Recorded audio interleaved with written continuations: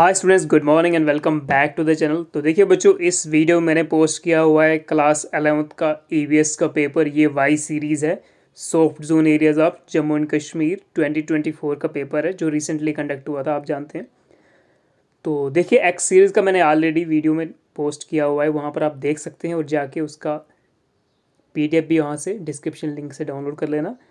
तो ये Y series है, तो इसका मैं डिस्क्रिप्शन में इसका PDF कॉपी और साथ में अगर कुछ सॉल्यूशंस हैं टुडे वो भी साथ में उनका कॉपी भी पोस्ट करूँगा, वो भी डाउनलोड कर लीजिएगा। तो देखिए टोटल नंबर क्वेश्चन आपके पास 30 हैं, प्रिंटेड पेजेस 4 और टाइमिंग 3 आवर्स, मैक्सिमम मार्क्स 70। ठीक है, 70 मार्क्स का थ्योरी पेपर आता है। स्टार्टिंग में आपके पास क्वेश्चन नंबर 1 से क्वेश्चन नंबर 8 तक ऑब्जेक्टिव टाइप क्वेश्चन आते हैं, या वन लाइनर्स इनको हम कह सकते हैं। तो ये 8 1 मार्क्स ईच के आते हैं, 8 क्वेश्चन। तो देखिए स्टार्ट करते चलिए देखते हैं क्वेश्चन नंबर 1 को। The innermost region of earth is, तो अर्थ का इनर मोस्ट रीजन उसको हम क्या कहते हैं? कोर या इनर कोर। ठीक है, कोर कह लीजिए। तो यहाँ पे आपको कोर लिखना था पहले का answer. Question number 2, dash dash is the percentage of argon in the atmosphere. Argon, तो आर्गन जो एटमॉस्फेयर में जो आर्गन गैस है तो उसका कितना परसेंटेज है? दिस इज 0.93 के आसपास कुछ है, 0.93%। Question number 3, plants growing on other plants are called. ठीक है, the plants growing on the other plants are called, जो प्लांट्स दूसरे प्लांट्स पर ग्रो करते हैं उनको क्या कहते हैं? दे आर कॉल्ड एपीफाइट्स, या इनको एयर प्लांट्स भी कहते हैं। ठीक है, epiphytes. Question number 4, dispersion. Dispersion क्या होता है? एनवायरमेंटल साइंस में आप जब पढ़ते हो तो डिस्पर्शन क्या होता है? देखिए, in environmental studies dispersion is an ecological process होता है ये एक। ठीक है, वो इन्वॉल्व करता है movement of an individual away from the population in which they were born to another location और population where they will settle और रिप्रोड्यूस।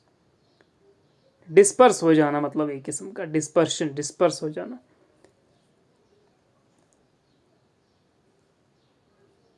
ओके, क्वेश्चन नंबर 5 देखते हैं। Question number 5, define asbestosis.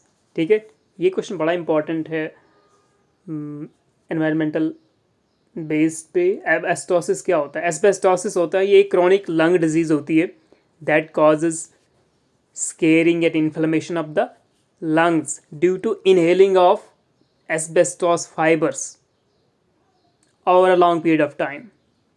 ठीक है, तो ये कैसे कहाँ से होता है? ये एक क्रॉनिक लंग डिजीज है जिसमें इन्फ्लेमेशन और स्केरिंग होता है लंग्स का। किसकी वजह से? Due to inhaling of asbestos fibres over a long period of time. ठीक है, तो ये आपको लिखना था। Question number 6, causative organism of cholera is. ठीक है, तो कॉलरा जो होता है ये डिजीज़ कौन काज करता है? ये एक बैक्टीरिया काज करता है, और इस बैक्टीरियम का नाम है विब्रियो कॉलेरे, विब्रियो कॉलेरे या वाइब्रियो कॉलेरे। दिस बैक्टीरियम ये करता क्या है? ये एक टॉक्सिन रिलीज करता है स्मॉल इंटेस्टाइन में, डेडली टॉक्सिन रिलीज करता है स्मॉल इंटेस्टाइन में। ठीक है, तो कॉजेटिव ऑर्गेनिज्म ऑफ कॉलरा क्या है? वाइब्रियो कॉलेरे, और ये बैक्टीरियल डिजीज है।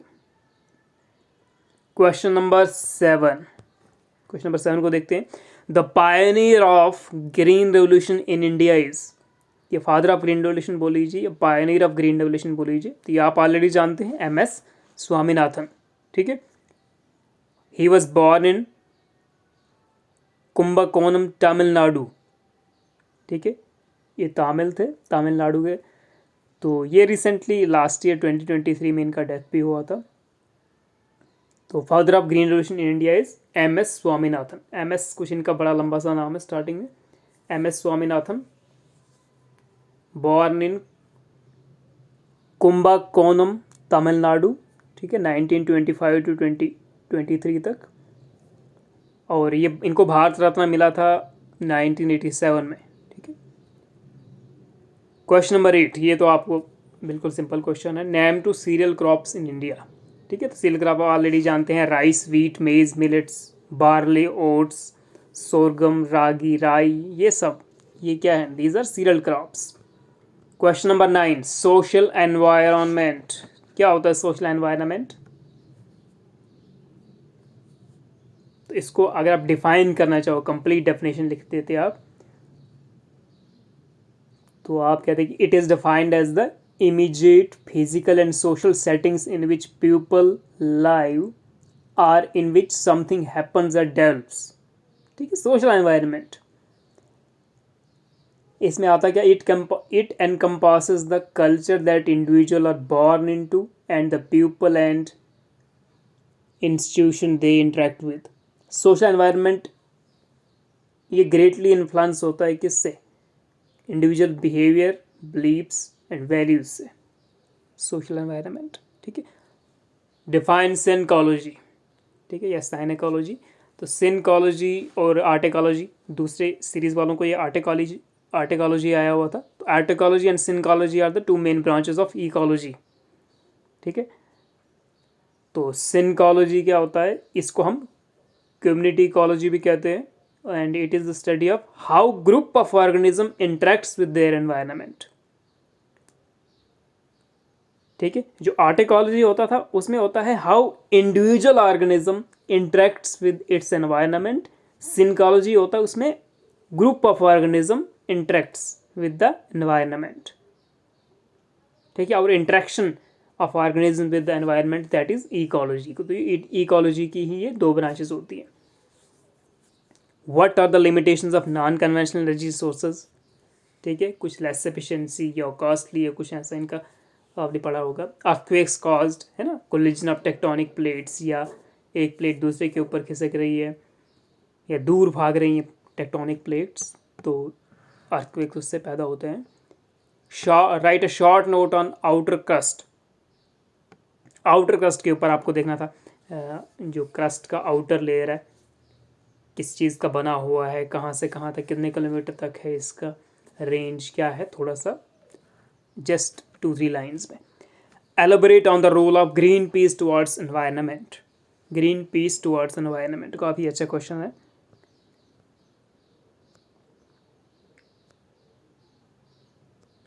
फिर देखिए चिपको मूवमेंट को first forest movement in India में क्यों कहते हैं?